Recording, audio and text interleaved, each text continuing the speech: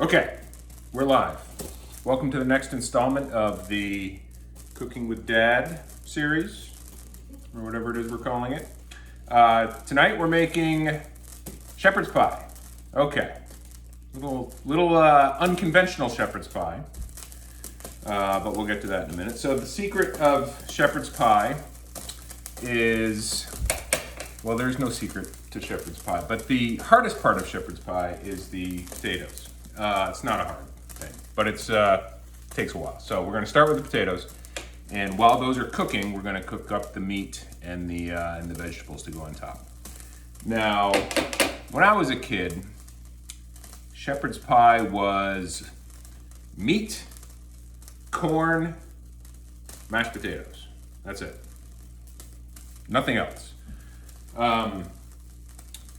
But we usually use meat and then whatever vegetable we have around. Peas, carrots, lima beans, mixed veggies, corn, anything else that we have, we throw in there. And that's all good. We're gonna do a little of that today. And then the mashed potatoes on top. So let's start with the mashed potatoes. I've already peeled them. So here's your peeled mashed potatoes. First thing I'm gonna do is I'm gonna sharpen my knife, because a potato especially can be tricky, as that thumb right there will be witness to, because I put 3 stitches in that thumb cutting a potato one time. All right, so you can cook we're gonna boil the potatoes, and you can boil any potato. You can just throw this in and boil it, but it'll take a long time. So the smaller you cut the potato, the pieces of potato, the quicker it's gonna cook, and that's what we wanna do. So I'm gonna cut each potato here in quarters, and then just chop it into sections like that. So you got each piece about that big. It doesn't really matter, but if you get all the pieces about the same size, then it'll cook evenly, and you won't have some that are undercooked and some that are already been cooked for a while. So the only thing is just be real careful cutting potatoes, because you just gotta be always aware of where the knife is and where your fingers are, because there's a lot of potatoes, and guess what? Potato and finger kind of look similar, so the knife doesn't really know. Okay, I'll finish cutting these up and then we'll get them boiling. Okay, started the water boiling previously, so we're gonna add the potatoes in there. Now, I made way more mashed potatoes than we're gonna need for this recipe, but it's always nice to have potatoes left over. So this is 10 potatoes, which is a lot. Potatoes are usually sold in 5-pound bags. This is almost a whole 5-pound bag. I think I used 2 potatoes last week in another recipe, maybe 3, maybe 1, I don't remember. But this is about 5 pounds. It's probably like 4 pounds of potatoes. Turns out to be 10 potatoes. Again, that's gonna be way more than we need, but we'll have some extra leftovers. And the potatoes are the thing that you want, a nice layer of potatoes on top, because everybody loves potatoes. Okay, so that's what they look like in there. And we're just gonna get them to the boil. Okay, pan on. Now I said meat, somewhat of a misnomer. It's actually Beyond Beef, not really meat. And to be honest, I don't think I've ever, well, I know I've never done shepherd's pie with Beyond Beef before. I've done it with veggie crumbles, I think, but that's usually not how I roll. Usually it's ground beef. Okay, we're gonna add to the beef, we're gonna add a nice onion. And cut that onion up. Maybe not the whole thing, maybe like a small onion, or something like a half of a big onion or something like that.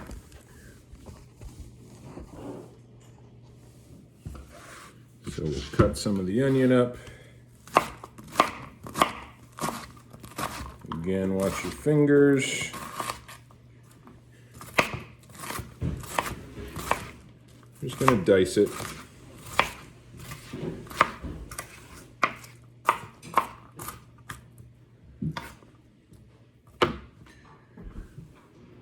Onion down. Okay.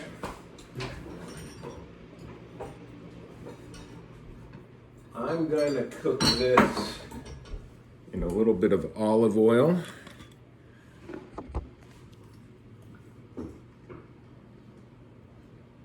Okay, the pan's been heating for a minute or so. Not quite hot yet, so we'll let it sit for a minute. While we do that, we'll open up the ground beef, or the ground faux beef.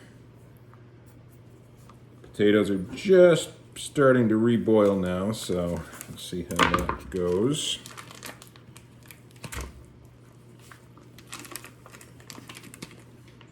Okay. Onions in.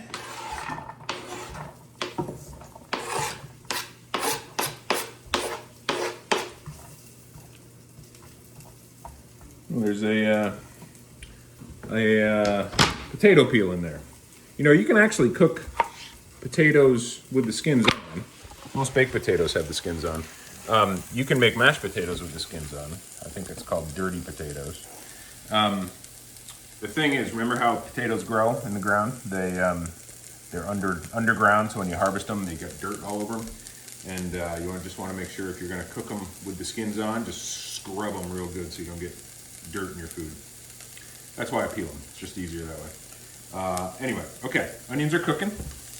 Looking good. I'm going to add some garlic in there too, just for fun. I don't think we have any fresh garlic, but we have these frozen cubes of garlic.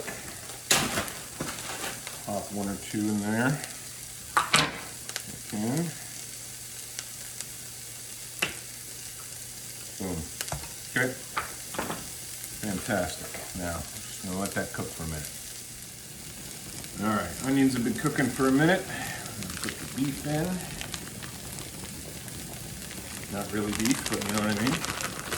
So I usually make this recipe, as I said earlier, with ground beef. That's always how I made it, and that's really good. You can try that. I'm just trying this for fun.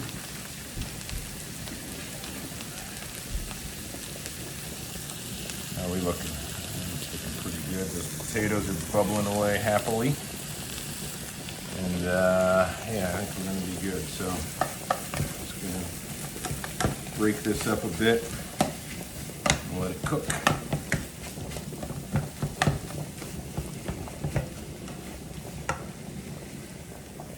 All right, let's check in on stuff here. Pretty good. Not quite there yet, though. I'm going to add a little salt.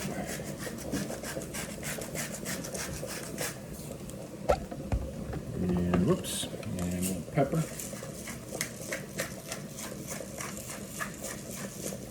That cook for another minute or two. While we're letting that cook, let's check the potatoes. Okay, the way you tell if a potato's done is you pull a piece out, pull the biggest piece out that you can get, and you take it over to the cutting board, and if it falls apart, it's cooked. You just try it, and if it's got any sort of bite to it, or if you gotta chew it, it's not done yet. But if it just sort of melts and falls apart in your mouth, and you can sink your teeth right through it, then it's done. And that's done. So we're gonna drain it, and then we're gonna put it in a bowl, and we're gonna make some mashed potatoes. So let's try this. Let's try this. Okay. Turn the stove off. And this has a slotted part to the lid, so I can just do this. Otherwise, I would use a colander.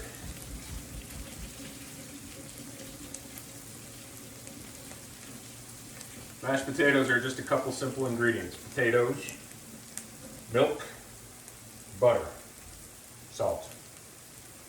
That's about it. Okay, so once all the water's out, we're just going to take the potatoes and put them in this nice white bowl. I've added some garlic. So I'm going to add some garlic to the potatoes too. Okay.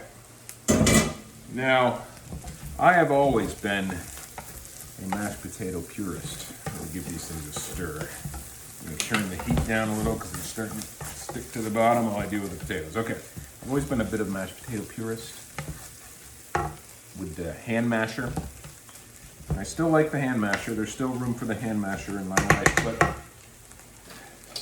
the electric mixer I have found to be actually better than the hand mixer and quicker, and all around perfectly adequate. So we're gonna do that one. Okay, so I've got potatoes. I'm gonna add milk and butter.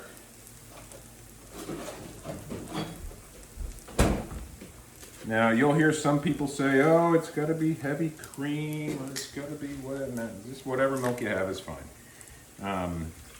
Milk is good. The heavier the milk, the richer and thicker the mashed potatoes are going to be. Butter, I'm using about that much. That might be not quite enough. We'll see. Now to let it melt easier, I'm just going to chunk it up here a little bit. Cut the butter into 3-4 pieces. Okay. Now I'm going to take my handy mixer and I'm just going to mix it.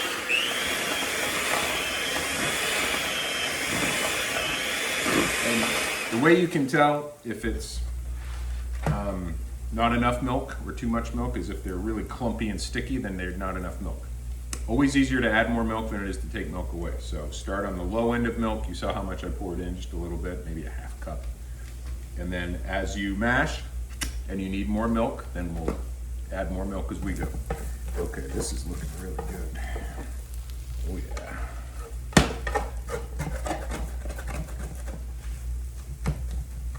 Almost ready to put that in the pan. We'll just leave that there. Okay, mashed potatoes. We need more milk. More milk. Also need some salt. You know me, I don't cook with a lot of salt usually, but it does bring out the flavor in some things a lot. Mashed potatoes is one of those things. A little bit of pepper too. It makes it really good mashed potato.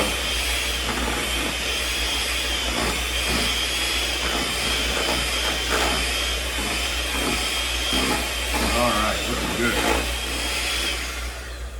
Okay, still a little thick. Take my rubber spatula, sort of work it around. I was gonna add a little more milk, but I think we're good. I think that's about the right consistency right there. Oh man. Now you just taste it.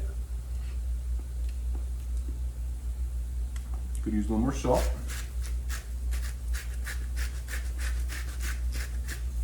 All right, we're gonna mix that in. Now, unless you have a really big bowl, you're gonna end up with potatoes in lots of places as the masher kicks on and throws it everywhere, but that's all right. It's all in good fun. Okay, now comes the layering part. So we're gonna add the meat mixture to their prepared pan here. That goes in the bottom. See if we can see what we're doing here. Okay, that goes in the bottom. Layer 1. Layer 1A. Good. Let me spread that out on the bottom. Oh, this is going to be so good. Let's see how this tastes.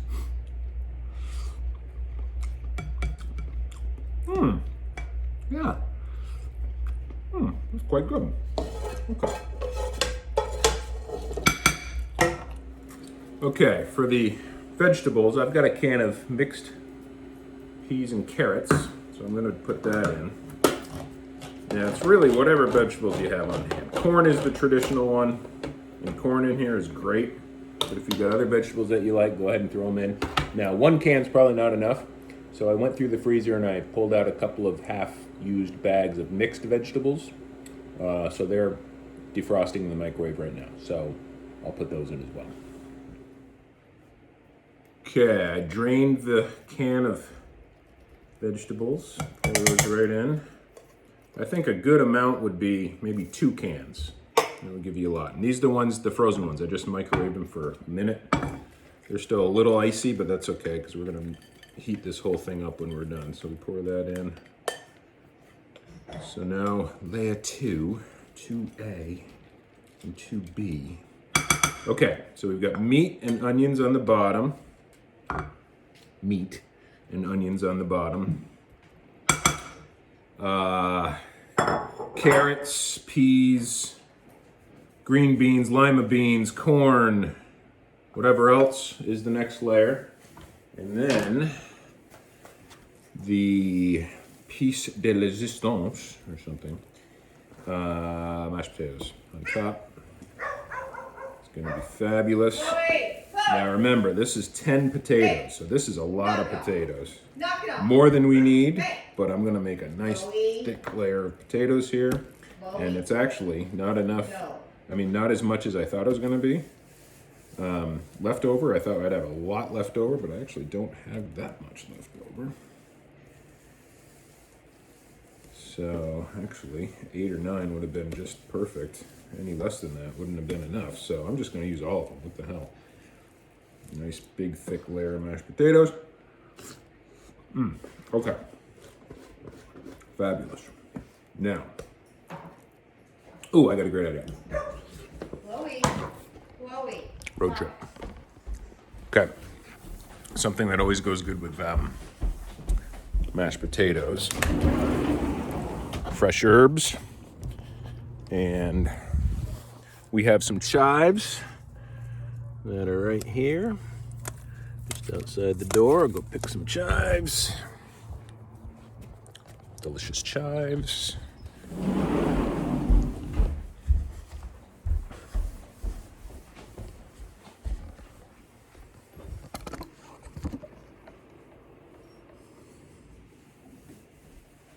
You can use a knife, or I prefer to use a pair of scissors. If you have chives, go ahead and put them on. If you don't, that's fine. Oh yeah.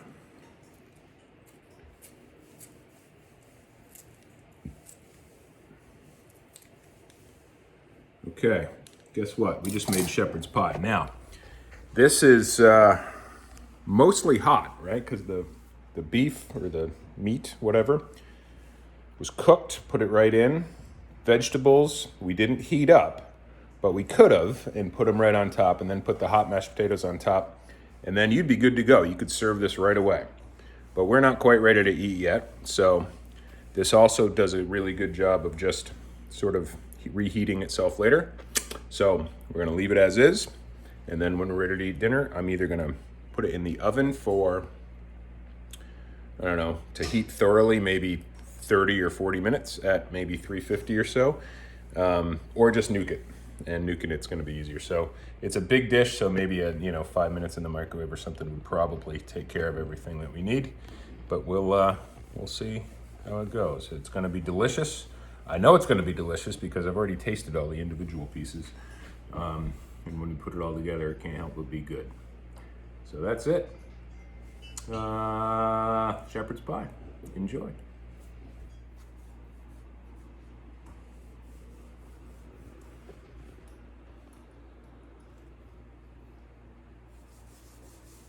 Okay, finished product. Here we go. Yay. Oh, look at mine.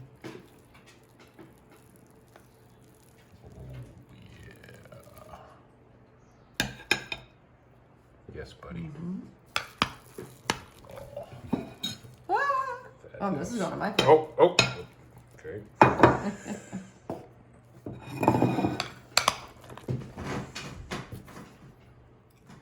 Okay. Here we go. Let's just give this a go. All right. I'm gonna go with a little Tony's on mine.